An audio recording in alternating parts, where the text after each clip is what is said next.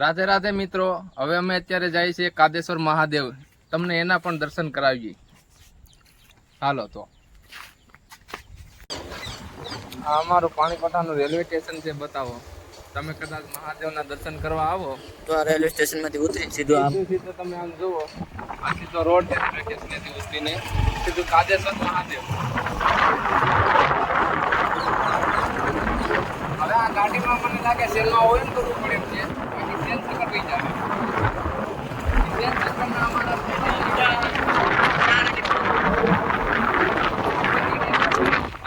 આમાં કઈ ખાતું નથી ને આ બો એનો શેર જોઈ જાય છે ને વધારે પાછું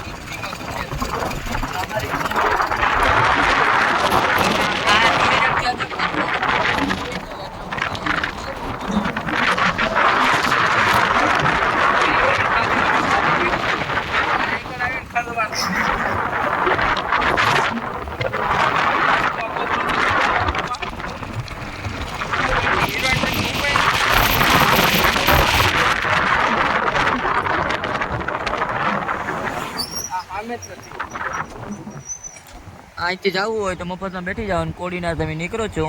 હા, હું આમાં જ જાઉં ને આમાં તમે ના આવો એટલે ઘડીક પછી તમારે ખંજવાળવાનો દાળિયો ગોઠવો પડે ને 2 દીમાં તમે રૂપાળા થઈ જાવ.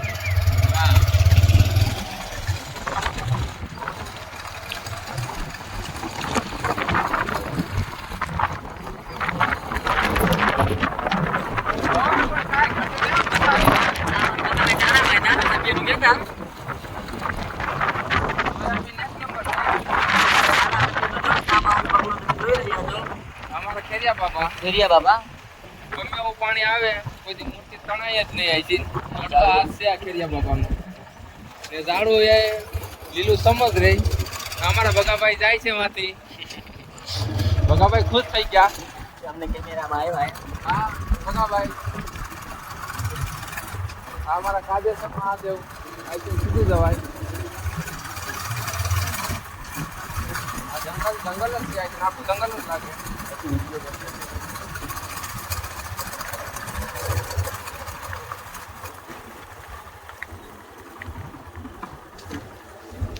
હાય ગાઈઝ, અમે આવી ગયા છે કાદેશ્વર મંદિરે. આ તમે જુઓ, મહાદેવની કૃપાથી કેવા મસ્ત સોયાબીન છે, લીલા લીલા સમ છે ને ફાલમાં કઈ ઘટે નહીં. ચાલો હવે આપણે મહાદેવના મંદિરે.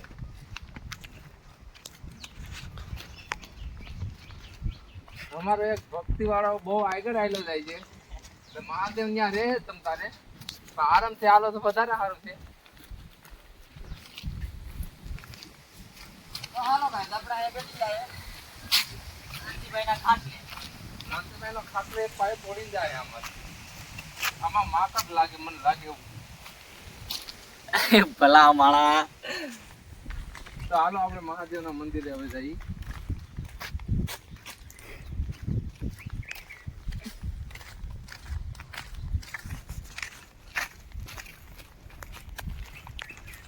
તો તમે જોઈ રહ્યા છો, આ આવી ગયું મહાદેવનું મંદિર, કાદેશ્વર મહાદેવ. તમે અહીંની ગમી માનતા કરો એટલે તમારી પૂરી જ થઈ જાય. પૂરી કરવા માનતા અહીં આવજો, પૂરી તો થઈ જાય. જો નાનજીભાઈ ના છોકરો નતો થતો, માનતા અહીંની કરી હતી. આ એનો છોકરો જો, ભાઈ 2 છોકરા આવ્યા. આ બીજી ભાઈ નો છોકરો છે, પછી એ છોકરો.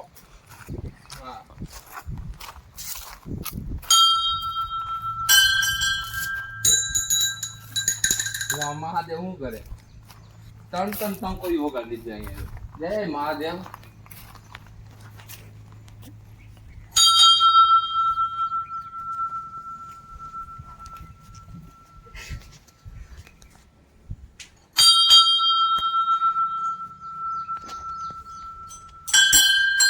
ભોળાનાથના દર્શન કરાવો. આઈસીન જઈ.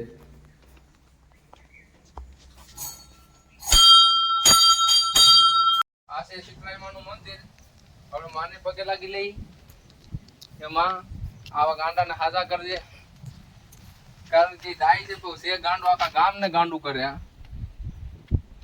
મહાદેવને 3 ચક્કર માર લઈએ.